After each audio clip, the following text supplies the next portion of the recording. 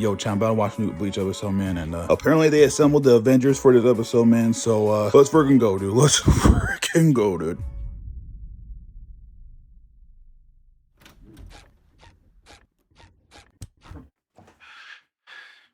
What did I just watch, man? Yo, what is up, Vicco gang? I mean, you already know what's going on, man. We're gonna be talking about the latest Bleach episode, the latest, greatest work of fiction I've seen in my life. Yeah, so we all saw that, right? Like, I mean, come on. Everyone online is saying this is a 10 out of 10 episode. I also agree this is a 10 out of 10 absolute cinematic masterpiece of an episode for a multitude of reasons. But wow, like, it's gonna be a little, I don't say difficult talking about this episode. I mean, I say that because what else am I supposed to say other than it was amazing, it was incredible, it was phenomenal, it was fantastic, you know, all that stuff, you know. I guess make sure to like, comment, subscribe if you like the episode, man. If you love the episode, you thought the episode was a 10 out of 10, 100 out of 10 absolute cinema, like, I don't even care, dude, like, because I know you think that as well, man. Like, I just know, man. I mean, let's get right into it, man. I just have a random still of the episode. Obviously, this is when Ichigo is fighting freaking Yuha, and this is already like so. Like, I'm just say it right here, right now. Obviously, what a thunk. The episode's art animation is absolutely incredible. I know I literally said that in the last episode, but I think I mean that with 100%, 1000% certainty. This episode looks, sounds incredible, phenomenal, fantastic. Like, by tenfold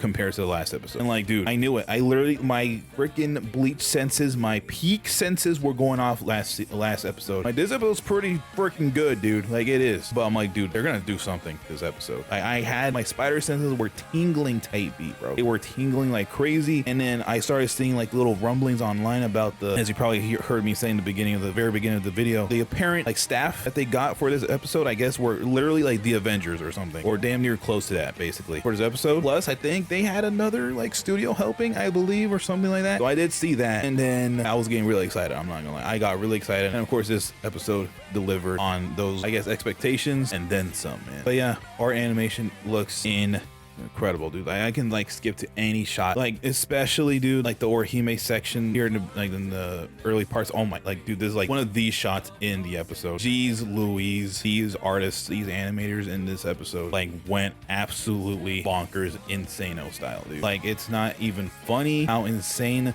they went in this episode. Like, the presentation and all that stuff, even when Orihime was getting horrifically attacked, like this segment right here, dude, like it's just like visually like stunning stuff that's happening in this episode. And there are some people concerned I've seen online that, oh, they're probably gonna be in somehow the red freaking room, even when Ichigo just blew out the freaking like the ceiling, the roof of the freaking place they're in, right? Yeah, like this segment, like there's visually different things going on here, you know. And like, dude, one thing I just want to say, right, is it was actually uncomfortable seeing Orihime get basically murdered like 10 times or something, basically. But of course, you know, she uses her powers and stuff. I'm low-key gonna be rambling, even though this is supposed to be like a review. I'm just gonna be rambling type thing, bro, because this episode, like, I literally had to take a day gather my thoughts for this, and even then, dude, and seeing the episode and clips, you know, over and over again over the past day or so, this episode is still so insane, dude. Like, it is actually just bonkers insane, dude. The entire freaking episode like is animation like heaven. That sounds crazy, I know, but the animation is just top notch this episode. The art is top notch this episode. I really liked when Yuha like did this crazy attack on Ichigo, and Orihime like geez Louise, dude, like this kind of looked like a Ichigo type explosion or something, but that was from Yuha. And like, of course, like there's only so much I can show chat, because in the last video I had difficulties uploading the video, let's just say, and it was a little annoying. Like, I'm gonna try my best not to play clips, but oh my god, like I really want to really bad. But I mean, with this fantastic animation happening in this episode, dude, they had the GOAT Chad. I had to go back and mention this, Chad the GOAT gets a little itty bitty bit of screen time here. Him doing his iconic attack with his arm, his El Diablo arm. Oh, muerte. Like, this looks like they went so crazy on Chad right now, dude. Like, I can't play the clip and then it's attack, but then boom, dude, like damn, like damn, dude. I just had to like highlight that really quick, man. But okay, I think enough about. Oh, and of course, I guess I'll point out too the Jugrim and Uryu fight is happening in the background, and honestly, it is actually pretty good. Probably the most interesting bits of that fight, of this fight, in my opinion, do happen in this episode. Also, because of what Uryu does in this episode is actually really smart and stuff. And actually,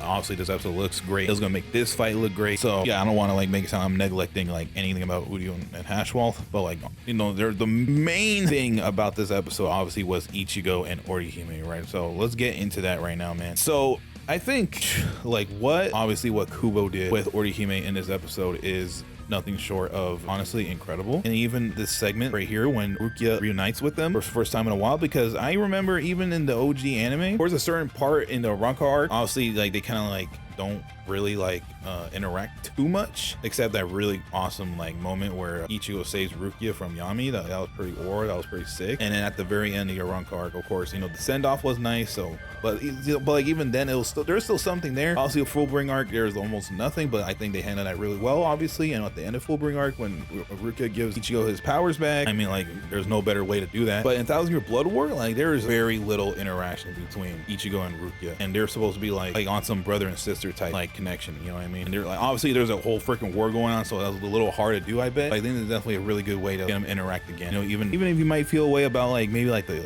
comedic little thing that happens right here, I didn't mind it too much because it was cute and stuff, you know, seeing them interact and who knows how long, literally since the very beginning of the war, Core 1, that's the last time I think you see them interact, I believe. Yeah, I know I literally went on a little tangent about Ichigo and Rukia, but these two are in my top 3 favorite characters, so I do love them quite a bit. I do like them a lot. But yeah, let's talk about, what should we talk about? We're gonna talk about Ichigo first. Sorry, I know I literally was talking about Orihime a little bit, but Ichigo, you mad lad, you goat, you absolute demon. So unfortunately I did hear little rumblings of something going on with Ichigo. All I heard was that he's getting another horn. That's all I heard. Also, I did not see the full design here of presumably his actual true Bankai. Like, look at this thing. Because apparently in the manga, you do not see his true Bankai, which is actually kind of crazy. What's got me a little, I guess, a tiny bit confused is this his Bankai? Like this, like, is this his Bankai? Like his true Bankai is this with the horn, with all this stuff going on? Or is this still him like Bankai plus like holofying? I believe they call it demi holofying in this officially, quote unquote. Or at least that's what I think the accounts are referring to this, or at least with the one horn, that's what that was. But honestly, everyone would call it horn of salvation, like that has so like a billion times more aura.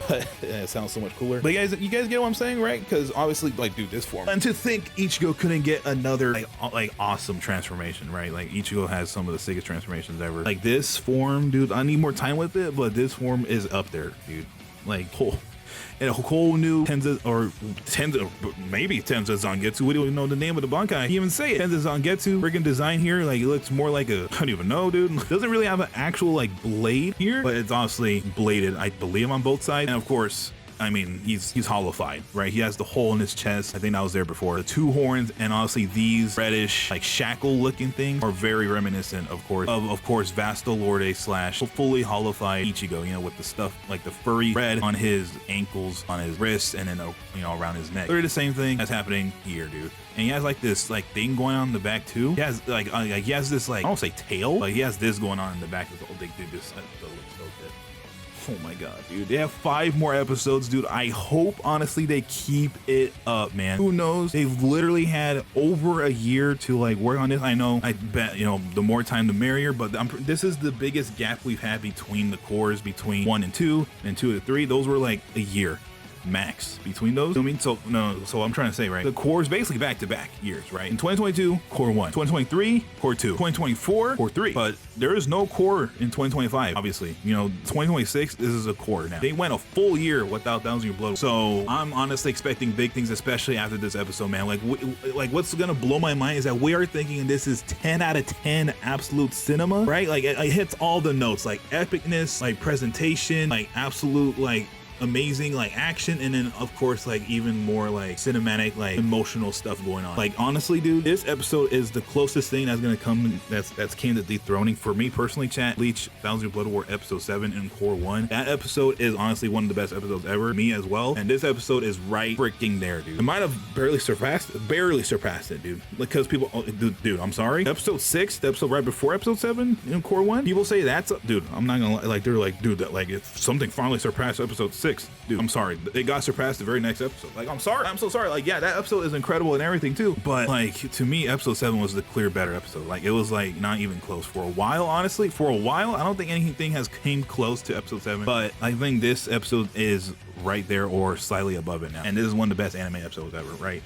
Like, oh my god, bro, like it's so insane. Like, this episode is absolutely bonkers. Manga readers don't know what the hell's going on. Anime only people don't know what the hell's going on. Like, it's actually the most craziest time to be a Bleach fan, bro. This episode blew up on the internet. Apparently it got like 10 out of 10, you know, like #1 rating, I think, on IMDb or something crazy. Like, normally I don't really care about that stuff, but like, I didn't even, like, that's crazy to think, in my opinion. Like, because IMDb is like one of the bigger, or is like the biggest like media, like site of that nature, right? I believe, I don't know. But I mean, what Ichigo did in this episode was nothing short of insane. He has this new, he has some new abilities in his form. So not only like those black flame like steps he's taking, he has like perfect like clones or something that are made of reishi, I'm assuming. And obviously, what the first thing I thought about, and like this whole sequence of them fighting, is bonkers. And Ichigo protecting Orihime and Rukia during this whole thing, like, that just shows you who, like, kind of person Ichigo is. But what this instantly reminded me of, especially when he started like moving around with them and stuff, is of course when he uses Tenseizagensu for the first time against freaking Byakuya, dude. That's the first thing it reminded me of. Like, I was blown away when I noticed that too. Oh, and of course, just one last time, like, thing to like mention, dude. Of course, the absolutely insane Getsuga Tensho he launched. He absorbs his clones, I think. Like, dude, this is his face. This is Ichigo's face right now. Oh my god. And he lets out the most guttural Getsuga Tensho ever. Like, dude. Like, dude, the power behind this Getsuga Tensho, like, and then it does this. It does this. Like, what even is this? Crescent moon, I know, because freaking Getsuga Tensho is like something moon, I believe. That's the real translation, I believe, from Japanese to English. Like, it's called like crescent moon slash or something, or moon slashing blade or something like that. You know, Ichigo has like this whole moon motif with his Zanpakuto, with Zangetsu and Getsuga Tensho and all that stuff. And it, like, dude, and like what even is happening? You know, everyone notices this. They're seeing how freaking insanely strong Ichigo is now. Him being like right there between the tips of the crescent moon thing going on. Getsuga, I just have, oh my god, dude. Oh god. Like, Ichigo must be insanely broken right now. And the only reason why he doesn't look insanely broken, well, he does, but like, it's unfortunate that he's going up against God, basically, right? Like, sick. You know, Yuha is just unbelievably like broken, like sick, dude, you know. But yeah, I don't know what else to say about Ichigo's new form. This is incredible. Like, this is literally like the coolest dude. This is like, that's Ichigo, dude. Ichigo is just so natural in his name, Ichigo. Like just get on my face, dude. Like literally, like, this is like amazing. Can't get over this. Literally can't get over this. And of course, like, I love how Rukia is here too, and she is actually able to launch her Bankai, and them teaming up, like, bro, yeah, she like launches her Bankai and everything. I literally wanted this to happen again, at least in the 1,000 Blood War, her going Bankai again. Like, come on, man. Like, I needed that, and it happened. Anyways, now for the second main character, or the first main character, might be her, and then Ichigo, of course, Orihime. For real this time, chat. Ori freaking Hime. Like, the amount of respect Orihime should have with everyone now should be insane, because she is going up against Yuha Soul King Absorbed. She is going up against effectively God of the Bleach universe right now. And for her to keep getting up and up again, I know, like, she's using her powers and stuff, but like, she's just insane. She's insane for this. She held on enough for Rukia to come in. And of course, like, you know what, like, I'm just gonna like skip right to it. Like, and of course, you know, throughout this whole time, you know, she's like saying like, why do I feel so weak? Why are my powers so weak? Even though they're literally not. Like, throughout this whole time, she's saying that. And of course, she has literally like the best moment, like, almost of all time in this freaking episode. She sees Ichigo and Rukia get taken out by Yuha. Like, dude, like, this is not what you're supposed to see when Rukia pops his Bankai, dude. Like, what the hell, dude? And of course, he takes down Ichigo. Oh, by the way, really quick, I guess, W freaking Uryu doing what he did against Ashwell. Like, Shadow Uryu, that was really smart. He used the freaking glove, the Ligan Haunt or something, I believe it's called. The glove he used against Mayuri all the way back in Soul Society, it gave him immense power, but after a period of time, it takes away his Quincy powers. And who knows how that's gonna actually turn out here. I know for a fact, obviously, it looks like the Almighty came off of Ashwell though, but either way, back to Orihime. So it looks like Orihime, like, dude, he's like going up against Yuha again. Like, this mode or whatever she's doing completely just said no to Yuha. Whole King absorbed Yuha. Straight up negated his attacks. Like, straight up. Like, reject, bye. Like, she didn't even say anything, obviously. She's calling out all of the freaking fairies of her Shunshin Rika, dude. You know, I'm pretty sure we have not heard their names. It's like in like years, obviously, right, since the OG anime. I don't think even the manga, right, she doesn't even utter their name anywhere past the Soul Society. I don't even know if she even says her name is Soul Society or in the Fullbring arc, or I don't know, I don't even remember. Okay, I'm sorry. What this looks like, what she's doing is like some blood pact thing or something, like obviously some like sacrificial thing, you know what I mean, like binding vow, I guess, type thing you can say, or like, you know what I mean, like some stipulation she put on or whatever, because something always like this always comes at a cost in these like series, right, like in Hunter x Hunter with the Nen stuff, and then in Jujutsu Kaisen with the binding vows and stuff. Like I think more notably probably Hunter x Hunter with the, because you can like make a binding pact or something like that, and like the more severe the pact or whatever, the more like beneficial it is, quote unquote. But obviously it's comes at a cost. And honestly, this, she's probably trading everything, like her life basically, to be able to like go against Yuha, maybe something like that, or obviously just something with her powers where she's just full on rejecting Yuha's existence right now. And obviously that's like what this incredible sequence is, dude. Throughout this whole thing I was like, dude, what is she doing? Like what is she doing? You know, like what is going on? She makes this like portal type thing that she goes into, some has some like, I don't even know what to call it, like some elasticity to it or something. She's like being like, she's going through it and it's obviously like, you know, around her type thing, and then she like just launches off from it, boom, and she's going right for Yuha, and then she's like this absolutely like phenomenal sequence at the end here. But it got me, bro. It got me. And like on subsequent literally like watches of this, like this is insane. People are theorizing what Orihime says here, but I'm pretty sure I think she's saying what she says at the end here. Like, dude, that actually low-key destroys me at the end here, dude. After all said and done, dude, she effectively got Yuha a little. Let me show you. When this pops up, dude, like goddamn, bye Kurosaki, I'll take it all on.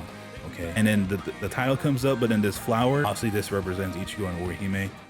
The flower comes down and it reveals life to defend you. Like, goddamn, dude. Like, I feel like I can't do justice of what this episode had in it. We all saw it, like you guys all know what happened here. Like it is just incredible, and no one knows what's gonna happen, even though there is some semblance of what's probably gonna happen. But let me just say this first: Orihime effectively took down Yuha, regardless if what supposedly happens, and obviously you can see what happens when Uryu does this to Ashwell. He took away Almighty, but I guess this whole time I didn't catch this, like I apologize for that, but Yuha didn't even have the Almighty this entire time. You can see like his crazy eyes. You can see the eyes come back. Look, he has the eyes here. The Almighty is back. I guess he was not using Almighty this whole time. Imagine that. Bankai, true Bankai Ichigo, plus Bankai Rukia, plus, you know, Orihime helping here. It was just pure Soul King power for the most part, right? So what people are thinking is that because he got the Almighty just in time, he's gonna somehow come back. But something that's confusing me is that supposedly like Yuha can see futures or something. The shot's incredible. But I thought he can only see the future, not futures, but like the future. And that's why he's able to negate whatever the hell happens to him, because he already saw it, so like it won't work, and he just says no, right? But does he actually see multiple futures or what? Because anyways, like without that, what's happening right now, and Yuha supposedly comes back, it's gonna be really funny too if he does come back, because he's just gonna be like,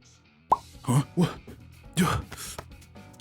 You almost got me. You almost got me. Ooh-wee. I do want to see that immediate like reaction or something of Yuha if and when, if he does come back with Orihime. I want to see the immediate like reaction from everyone. I literally like, I am here with bated breath. What's gonna happen now? And yeah, wow, incredible episode, man. One more thing I want to mention though is, was Yuha shooting Ceros like this thing that blasts through? Most notably, is that a Cero? Because I'm pretty sure the only things in Bleach that shoot lasers are Arankars, you know, hollow slash Arankars, right? They're like the only things that shoot Cero. Urahara shot a Cero, but that's also because he reflected it from Yami back then. And of course, I don't remember if any of the Fullbringer shot Ceros or lasers of some sort, but also I know Gerard shot a Cero, but that might be technically like a Quincy like bow shot, arrow shot, technically, maybe, I don't know. But for the most part, most notably, Arankar shoot lasers as like their like trademark thing that they can do is shoot Cero. So was this a Cero? Because you know, technically Yuha is the Soul King, which the Soul King is everything, right? That's why Ichigo is like a candidate for Soul King, because he's everything, like a perfect hybrid of everything. And right now that's technically what Yuha is too, so he's able to shoot a Cero. I don't know, maybe I'm crazy, I know, kind of random, but that was a thought in my mind. But absolutely incredible episode, man. I don't know what else to say other than that. Like, there's no words I can probably say if you watch Bleach other than incredible, phenomenal, fantastic, 10 out of 10, 100 out of 10, absolutely incredible, absolute cinema, all that stuff. Like, this thing has all the beats you can want, like the story beats it has, emotional stuff, epic stuff. Like, wow. Of course, let me know what you guys thought about the episode in the comment section below. What you guys thought about the episode, man, because this is an all-time. And honestly, I am a little worried, not worried, but I'm here with bated breath in these upcoming episodes if they're gonna be anything like this or better, because that's gonna be insane if they are. And honestly, I have a feeling they will be, man. I have a feeling they will indeed be this freaking good, man. But yeah, man, Bleach is the greatest thing to ever grace the earth. Incredible episode. I literally cannot like say anything more than that. Yeah, man. It has been yours truly, freaking Vicco, man. And I am freaking gone.